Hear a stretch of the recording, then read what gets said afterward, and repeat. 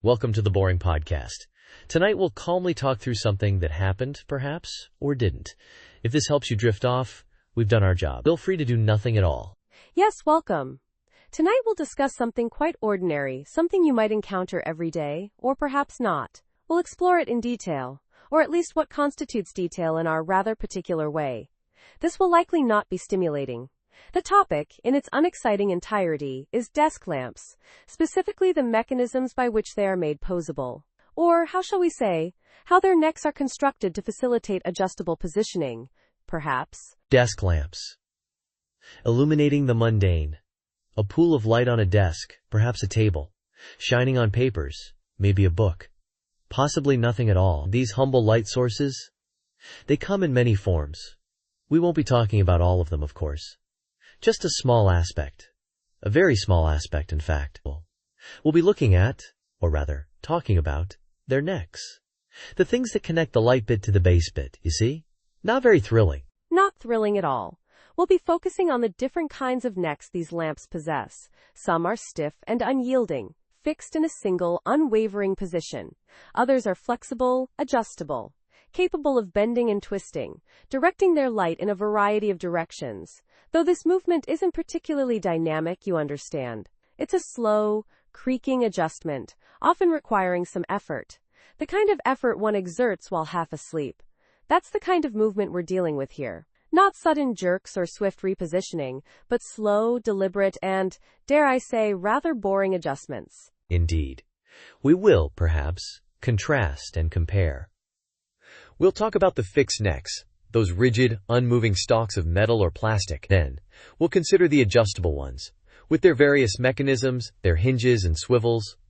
We might even mention the gooseneck variety. You know, the ones that bend and curve like, well, a goose's neck. But don't expect any sudden revelations or exciting discoveries. This is simply an observation, a gentle exploration of a most unremarkable subject. It's really not very interesting at all. One might find a simple, single-piece neck. A solid, unchanging piece connecting the lamp's head to its base. Or perhaps a segmented neck with multiple joints, allowing for a greater range of motion, although this range is often quite limited. We'll delve into the subtle differences, the nuances of these seemingly identical mechanisms. We'll ponder, perhaps, the reasons for their existence, the advantages and disadvantages of each type. Or maybe we won't. We'll see. It likely doesn't matter. We might talk about the materials used in these neck constructions. Metal, plastic, perhaps some combination of the two. We might even touch upon the finishes, the colors. Are they brushed nickel? Are they matte black? Perhaps they're a glossy white. These are important considerations, or at least, they might be to someone, somewhere, but not necessarily to us. Not particularly. We're just mentioning them. Filling the space, so to speak. And let us not forget the springs, the internal mechanisms that allow for the smooth, or not so smooth, adjustment of some of these lamps. The tension, the resistance, the slight creak as the lamp is repositioned. These are the details, the minutiae that we'll be focusing on tonight. The tiny, almost imperceptible movements, the subtle shifts in position. All very unexciting, of course. The purpose, after all, is to bore you, gently, into a state of blissful drowsiness. So we've established there are different types of desk lamp necks, haven't we? The gooseneck, the fixed neck, the articulated arm, each with its own, shall we say, personality, lack thereof. It's interesting to think about how these inanimate objects, these metal or plastic rods, can have such a profound impact, or perhaps no impact at all, on the way we illuminate our workspaces. And sometimes, they don't even work. The bulb goes out, or the switch breaks. Then you're left in the dark, fumbling for your phone's flashlight. But we're getting off topic. Back to the necks. Each type with its own qualities. Or perhaps, lack of qualities. It's a thing to consider. Yes, the necks. The often overlooked component of the desk lamp. We take them for granted, don't we? These silent, unmoving, well, sometimes moving, supports for the light source. They hold the bulb aloft, shining its light down upon our papers, our keyboards, our, well, whatever we happen to be doing at our desks. Mostly paperwork, I suppose. Else. Or perhaps just looking at a screen. Screens are common these days, very bright. Sometimes too bright. We should talk about screen brightness sometime. But back to the lamp necks. They are there, aren't they, holding the light. Just there, being necks. The gooseneck, for example. Flexible, bendable, almost alive. Like a metal snake. A very slow, unthreatening metal snake. You can shape it to your will. Direct the light precisely where you need it. Or not. You can leave it in its default position too. It doesn't really mind. It's just a neck after all. A metal neck. A bendable metal neck. We've established that. Sometimes they have a little spring inside. A coil of metal. Fascinating, isn't it? How such a simple mechanism can provide so much flexibility. Or not. Perhaps it's not so fascinating after all. It's just a spring. Inside a neck. Then there's the fixed neck. Rigid, unyielding. A steadfast beacon of stability. It doesn't move. It just is. It holds the light in a fixed position. Unwavering. Unchanging. Like a small metal tree trunk. A very short metal tree trunk. Supporting the light. Always in the same position. You can't adjust it. It just stays there. Being a neck. A fixed neck. We've covered that. It's reliable, I suppose. You know where the light will be, always. And the articulated arm. Multiple joints, multiple points of articulation. Almost like a robotic arm. A very small, desk-bound robotic arm. You can adjust it in so many ways. Up, down, left, right. In, out. So many possibilities. Almost overwhelming, really. All those options. It can be quite tiring, deciding where to position the light. Perhaps it's better to just leave it as it is. Or not. The choices are endless, really. It's a thing to think about, this articulation. All those joints and levers. For a lamp. So many choices. It's almost too much. Perhaps the simplicity of the fixed neck is preferable. Or not. Perhaps the flexibility of the gooseneck is more desirable. It depends, doesn't it? On what you need. From your lamp neck. What a strange thing to contemplate. The needs of a lamp neck. Do they have needs? Probably not. They're just necks. Inanimate objects. Made of metal or plastic. Sometimes they have springs. Sometimes they have joints. They're designed to hold a light. That's their purpose, to illuminate. They illuminate. Yes, they shine light onto our things. Our work. Our hobbies. Our whatever it is we do at our desks. Sometimes, they don't illuminate. The bulb burns out. Or, the switch breaks. Then we're left in the dark. Fumbling for our phones. But that's a different topic altogether. We're talking about necks. Lamp necks, goosenecks, fixed necks, articulated arms. They all have their qualities. Or lack thereof. Yes, the necks. So many types of necks. Each with its own characteristics. Or perhaps lack of characteristics. It's a thing to ponder. Perhaps we should move on to another aspect of desk lamps. Or not. We could continue discussing necks. There's so much more to say. Or perhaps not. Perhaps we've said enough about necks. For now. Perhaps. Or perhaps not. We could delve deeper into the nuances of neck design, the materials used, the manufacturing processing, well, there's probably not much more to say, is there? It's a neck. It holds a light. Indeed. It holds a light. It illuminates. Or it doesn't, if the bulb is blown. Or the switch is broken. But we've covered that. Perhaps we should move on. Eventually. Or not. We could just sit here. In the quiet. Thinking about necks. Lamp necks. So, as we were saying, or rather, as we've already established, there's a certain, shall we say, limited variety in the types of necks you find on desk lamps these days. And by these days, I mean, well, for quite some time now, we've got the classic gooseneck, which, as we've covered extensively, is flexible and bendy, like a goose's neck. And then there's the fixed neck, rigid and unyielding, steadfast in its singular position. Not exactly a thrilling landscape of options, is it? It's quite a static situation, wouldn't you say? A bit like choosing between, a beige wall and an off-white wall. Not much to get excited about. Indeed.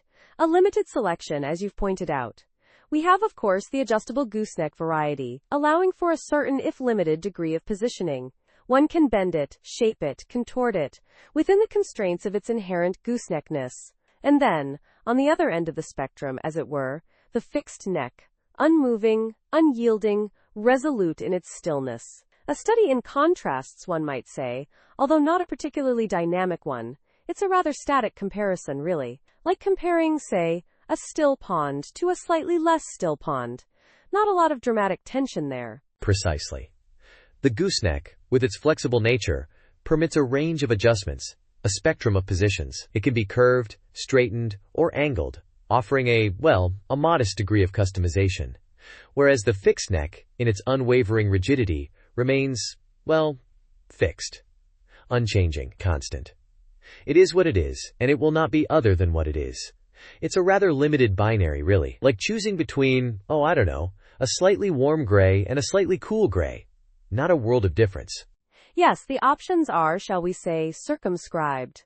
The gooseneck, with its bendable properties, allows for manipulation, within reason. One can twist it, turn it, contort it, to a limited extent. And then there's the fixed neck, unwavering in its immobility. A stark contrast, perhaps, but not one that's likely to cause much excitement. It's a bit like choosing between, say, a smooth stone and a slightly rougher stone. Not exactly a thrilling dilemma. It's a limited choice, yes.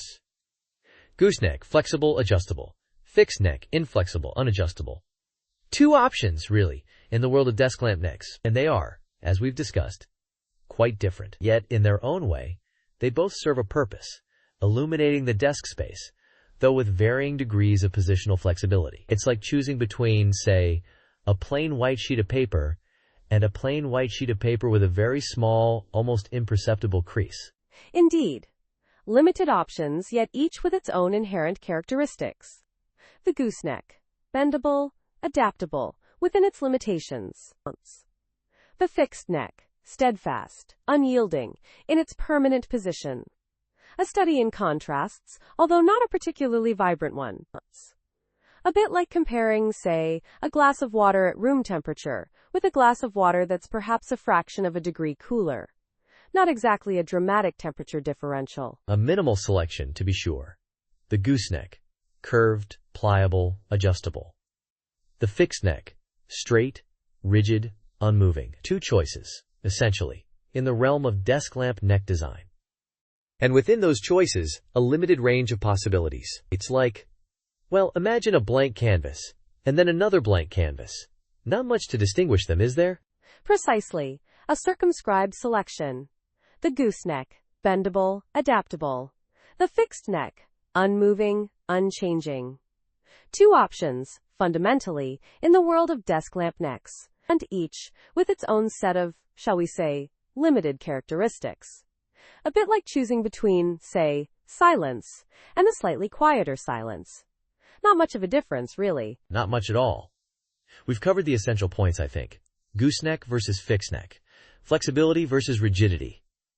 A rather limited binary, wouldn't you say? Less than / person 1 greater than. Less than, person 1 greater than.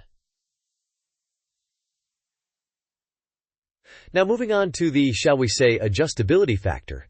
The gooseneck design offers a certain, flexibility. It's like, when you have a bendy straw and you can contort it into various shapes. Not drastically, mind you, but just enough to, redirect the stream of liquid. Or in this case, light. This can be quite useful if you need to shine the light at a very specific angle. Say, if you're working on a particularly intricate puzzle. Or trying to read the fine print on a medicine bottle. Sometimes I find myself staring at objects for extended periods. Just lost in thought. Wondering about their purpose and origin. Do you ever do that? Yes, I've occasionally found myself pondering the existence of seemingly mundane objects. For example, a paperclip. Such a simple device, yet so versatile. It can hold papers together, of course, but it can also be used to reset electronics, unlock handcuffs in movies, or even, in a pinch, to clean your fingernails. But back to lamps. The fixed neck design, while lacking the flexibility of the gooseneck, does offer a certain, how shall I put it, stability. It's sturdy, reliable, unwavering. You know it will stay put, providing a consistent pool of light, unyielding to the whims of gravity or accidental bumps. It's like a loyal companion, always there, steadfast and true. That's a good point about stability. There's something to be said for that unwavering presence, that sense of permanence. It's like a rock in a turbulent stream, a beacon of constancy in a sea of change. Speaking of rocks, I recently saw a documentary about the formation of sedimentary rock, and it was fascinating how these layers build up over millennia, compressing and solidifying into these, well, rocks. It really puts things into perspective, doesn't it? The vastness of time, the slow, inexorable processes of nature. Indeed. It's humbling, isn't it, to think about the sheer scale of geological time. It makes our daily concerns seem so insignificant. But then again, even small things can have a significant impact. Like the angle of a desk lamp, for instance. If it's not positioned correctly, it can strain your eyes, leading to headaches and fatigue. And that can have a ripple effect on your whole day, affecting your mood, your productivity, even your relationships. Absolutely. It's all interconnected, isn't it? The angle of a lamp, the formation of rocks, the vastness of the universe. It's enough to make your head spin. Or maybe that's just me.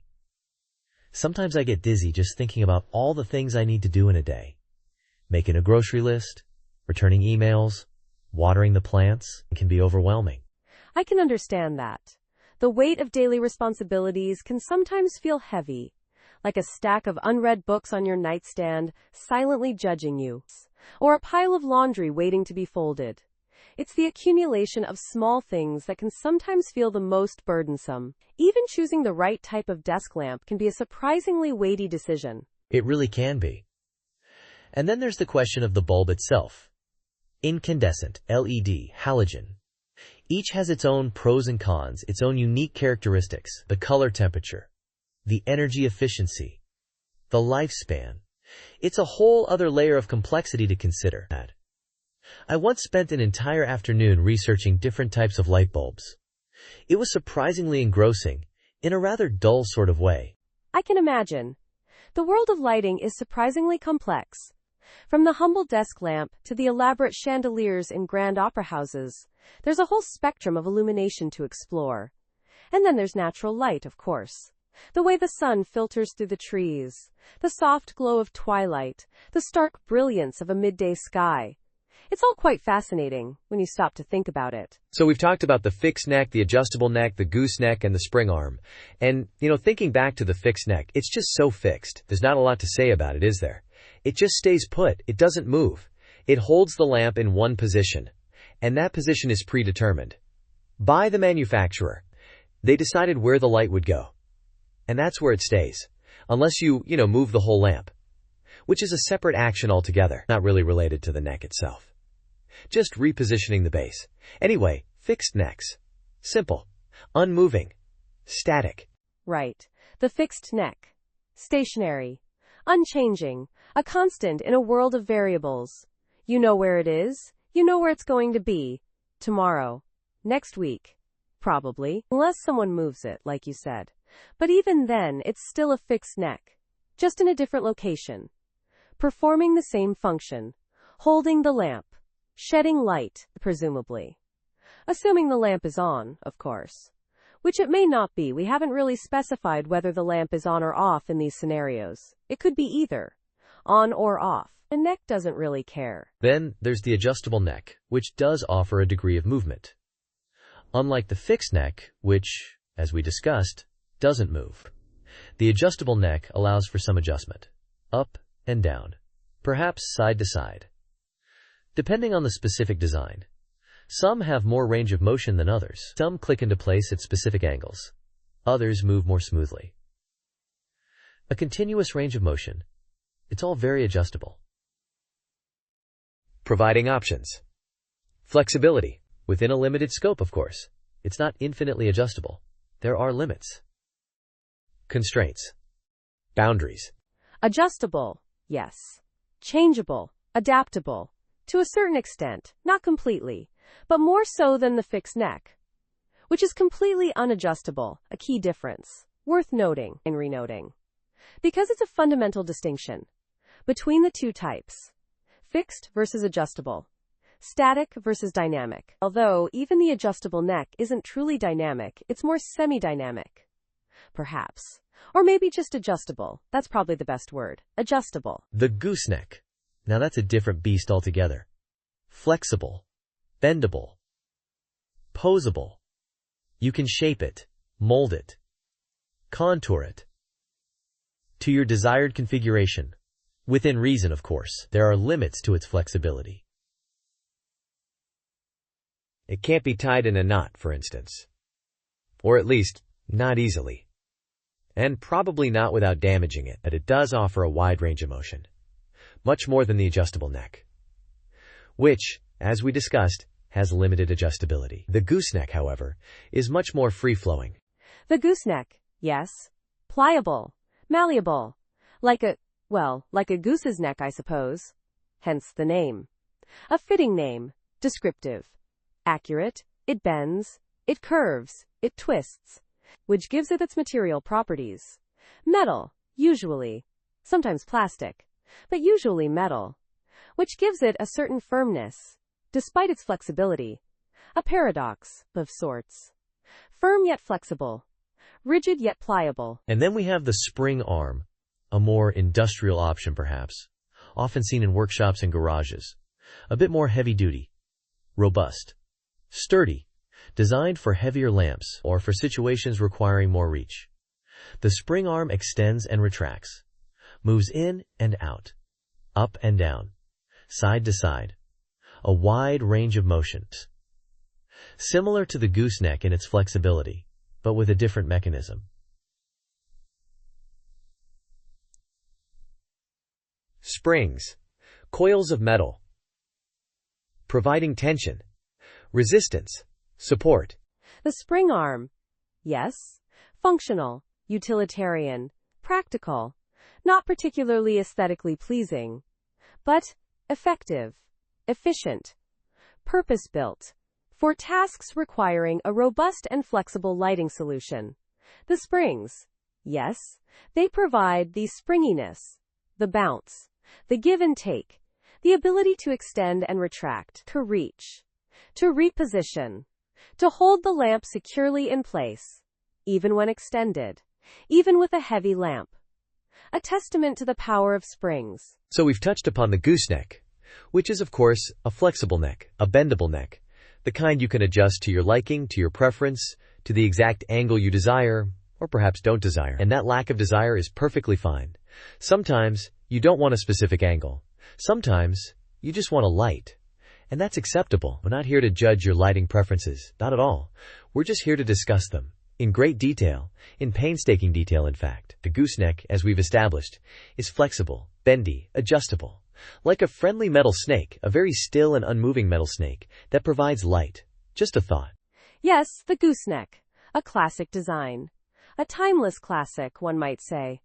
Or not. It's entirely up to you. We're not here to tell you what is or isn't a classic. But it has been around for a while, the gooseneck lamp. It's a familiar shape, a common shape, and it serves its purpose.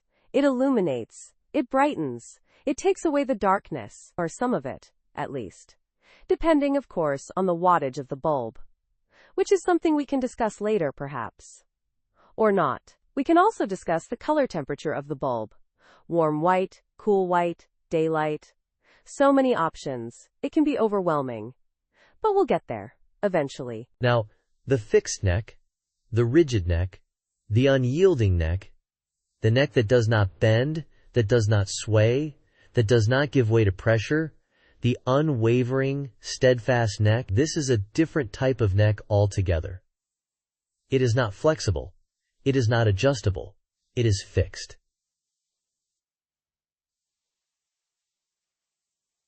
Stationary. Immobile. It stays put. It remains in place. It does not move. It stands firm. It is fixed. It is a fixed neck. And that's okay. Some people prefer that. Some people prefer the stability, the predictability, the knowing that the neck will not move. The certainty of it all. The lack of surprise. And that's perfectly understandable. We're not here to judge your preference for a fixed neck. Not at all. The fixed neck offers a certain stillness, a certain permanence. It is what it is. And it will remain what it is. It will not change. It will not transform, will not become something else. It is a fixed neck. And that's that. It's a simple concept. A straightforward concept. A concept that requires no further explanation. And yet, here we are, explaining it. In detail. In excruciating detail. Because that's what we do here, on the Boring Podcast. We explain things. Simple things. In great detail. In unnecessary detail. And that's okay. Because sometimes, the simple things are the most complex. Or maybe not. It's a matter of perspective. Consider the base of the lamp. It holds the lamp up. It provides support. It keeps the lamp from falling over. It's essential. Without a base, the lamp would topple. It would fall. It would crash to the ground. And that wouldn't be good. Not good at all. So the base is important. Very important. Crucially important. It's the foundation, the anchor, the bedrock, the base. And the neck extends from the base. The gooseneck, the fixed neck, they both extend from the base. The base is the starting point, the origin. Well, you get the idea. The base is important. Indeed. The base. A crucial component.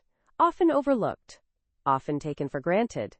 But without the base, there would be no lamp. Just a neck and a light bulb. Floating in space, untethered. Unmoored. Adrift. Lost. Like a ship without a sail. Or a car without wheels. Or well, you understand.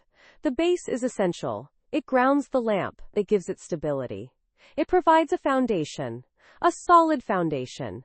A firm foundation. A base. Yes, a base. And from the base rises the neck. The support structure. The connecting element. The link between the base and the light source. The bridge between the bottom and the top, the neck.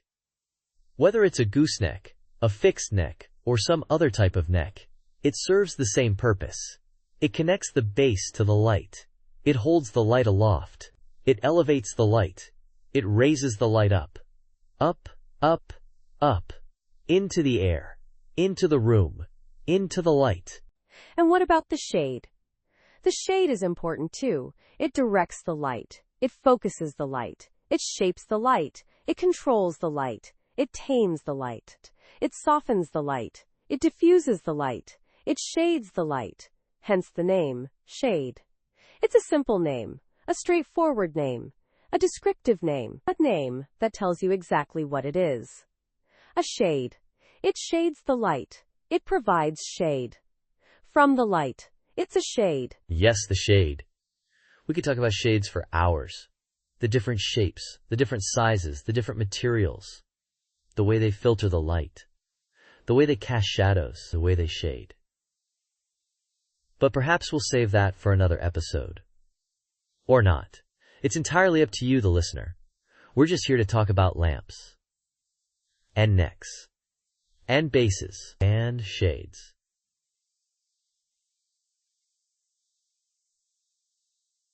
And, well, anything related to lamps. In great detail. In excruciating detail. In mind-numbing detail. And if you happen to fall asleep along the way, well, that's just a bonus. Less than. Person 1 greater than. Less than. Person 1 greater than. We've talked about gooseneck lamps, and those stiff, jointed ones, and the sort that have a single bend in them. Yes. I suppose there are others. Probably. Thinking about it now, I seem to recall a lamp that had a sort of spring-loaded arm. Or maybe it was more like a series of interconnected plates. It's hard to say for certain. It was a long time ago. Or maybe it wasn't. Time is a funny thing, isn't it? Sometimes it feels like it's flying by, and other times it just drags on, like waiting for a pot of water to boil. I suppose lamps are like that too. Sometimes you need them, sometimes you don't. It all depends, I suppose. Yes, the variations in desk lamp neck design are surprisingly numerous when you start to consider them. You have the simple, fixed neck, offering no adjustability whatsoever, a static beacon in the darkness. Then there are the adjustable ones, each with their own unique mechanisms. Some twist, some bend, some telescope. And within those categories, further subdivisions exist. A twist mechanism might be smooth or ratcheted. A bending neck might be flexible throughout its length, or possess a single point of articulation. The possibilities are, dare I say, almost endless, or at least, numerous enough to warrant this extended contemplation. I'm sure there are more types out there, lurking in the shadows, waiting to be discovered. Perhaps. I think, generally, people don't pay much attention to their lamps. They just use them. They turn them on, they turn them off. They might adjust the angle occasionally, but that's about it. It's a functional object, not something you'd necessarily spend a lot of time thinking about. Unless, of course, you're on a podcast dedicated to the minutiae of everyday objects. Then, it becomes a topic of surprisingly extensive discussion, which is what we're doing right now. Discussing lamps. Desk lamps, specifically. And their necks. The various types, and their relative merits, or lack thereof. It's interesting, isn't it, how something so seemingly simple can become so complex when you really delve into it? I mean, a lamp neck. It's just a way to hold the light bulb up. But then you start thinking about the different ways to achieve that goal, the different materials, the different mechanisms, the different aesthetics, and suddenly it's not so simple anymore. It's a whole world of design and engineering, hidden in plain sight. Or perhaps not so hidden, if you're looking for it. And we are looking for it, aren't we? Yes, we are. We are looking at lamp necks. I wonder if there's a museum of lamps somewhere. A place dedicated to the history and evolution of lighting technology. There probably is. Somewhere filled with all sorts of lamps. Floor lamps, table lamps, desk lamps. Oil lamps, gas lamps, electric lamps. Incandescent bulbs, fluorescent tubes, LEDs. It would probably be quite dimly lit, ironically. Or maybe not. Maybe it would be brightly lit. To showcase the lamps. It's hard to say. Museums are strange places, full of old things. And sometimes new things, too. Thinking about the broader category of lamps, beyond just those confined to the desk, opens up a whole new realm of possibilities. Wall-mounted sconces, chandeliers dripping with crystals, the humble bedside lamp, the imposing streetlight casting its glow across the pavement, each with its own specific purpose, its own design considerations. The materials used, the shapes employed, the way the light is diffused or directed. It's a vast and varied landscape, the world of lamps. One could easily get lost in its intricacies. Or, perhaps, drift off to sleep while contemplating them. Now I'm thinking about lampshades. The different shapes and sizes. The different materials. Fabric, glass, paper. The way they diffuse the light, creating different moods and atmospheres. A translucent shade versus an opaque one. A pattern shade versus a plain one. The possibilities are, again, quite numerous. And then there's the question of the base of the lamp. Heavy or light, stable or unstable, ornate or simple. So many choices, so many things to consider. It's almost overwhelming. Almost. Yes, the lampshade. A crucial component, often overlooked. It's not just about aesthetics, although that certainly plays a role. The shade also affects the quality and direction of the light. A wide, shallow shade will cast a broader pool of light, while a narrow, deep shade will create a more focused beam. And the material, as you mentioned, has a significant impact. A silk shade will create a warm, diffused glow, while a metal shade will produce a harsher, more directed light. It's a delicate balance, finding the right shade for the right lamp and the right purpose. So as we've been discussing, or rather, lightly touching upon, the various neck types of desk lamps, we find ourselves, perhaps, at a crossroads of sorts. Not a dramatic crossroads, mind you, more like a gentle bend in the road where one might pause, briefly, to consider the subtle differences in the way a lamp neck might, or might not, adjust. We've talked about the gooseneck variety, with its pliable, almost serpentine form, and the fixed neck, steadfast and unchanging. And somewhere in between, we have the articulated arm, with its segments and hinges, offering a slightly more structured approach to adjustability. It's a lot to consider, especially when one is already feeling drowsy, as we hope you are. This subtle contemplation can be quite soothing, wouldn't you agree? Indeed, the subtle nuances of lamp neck design are surprisingly complex. We could spend hours, perhaps even days, delving into the minutiae of each type, their advantages and disadvantages, the way they catch the light, the way they cast shadows, the way they simply exist in the space they occupy. One might choose a gooseneck for its flexibility, its ability to contort and bend to one's will, while another might prefer the stoic stability of a fixed neck. And then there's the articulated arm, a compromise of sorts, offering a degree of adjustability without the free-flowing nature of the gooseneck. It's a delicate balance, this interplay of form and function, isn't it? A truly fascinating subject, if one is inclined to such contemplation. Or not, perhaps. Sleep is good too. Precisely. It's not a matter of right or wrong, or even better or worse, it's simply a matter of preference. Some might argue that the gooseneck is more versatile, while others might extol the virtues of the fixed neck's simplicity. And let's not forget the articulated arm, quietly occupying the middle ground. Each has its own unique character, its own subtle appeal. It's a matter of personal taste, a subjective evaluation of the various attributes each neck type brings to the table, or rather, to the desk. Perhaps it's the desk that's more important. Or perhaps not. The desk is, of course, a crucial element in this equation. The lamp, after all, is merely an accessory, a supporting player in the grand theater of the desk. The desk provides the stage, the lamp provides the spotlight, or perhaps just a gentle glow. But even the most magnificent lamp is diminished without a suitable desk upon which to reside. One could argue that the desk is the true star of the show. Or perhaps not. Perhaps it's the room the desk is in. Indeed, the room itself plays a significant role. The walls, the ceiling, the floor, the windows, all contribute to the overall ambiance, the subtle interplay of light and shadow. The desk and lamp, together, become part of this larger tableau, a small but significant element in the overall composition. It's all interconnected, interwoven, a tapestry of sorts. Or perhaps just a room, with a desk, and a lamp. A room, a desk, a lamp. Three simple things, yet so complex when considered in their totality. The room contains the desk supports the lamp, and the lamp illuminates the room. A symbiotic relationship, a delicate balance, a quiet understanding between inanimate objects. It's almost poetic, in a way. Or perhaps not. Perhaps it's just a room, a desk, and a lamp. Perhaps. Or perhaps there's more to it than meets the eye. Perhaps there's a hidden meaning, a deeper significance, a subtle message waiting to be deciphered. Or perhaps we're just overthinking it. It's a lamp. On a desk. In a room. It's late. Indeed, it is late. And we've spent a considerable amount of time discussing the intricacies of desk lamp necks. Perhaps too much time. Or perhaps not enough. They're on the sign. There's always more to explore, more to ponder, more to dissect and analyze. But for now, perhaps, we should simply rest. And let the lamps be. On their desks. In their rooms. Thank you for joining us. Let go of the day, and drift softly into rest. There's nothing more to do. Nothing more to think about. Just this moment. Just your breath. Just peace. Sleep well. Good night and sweet dreams.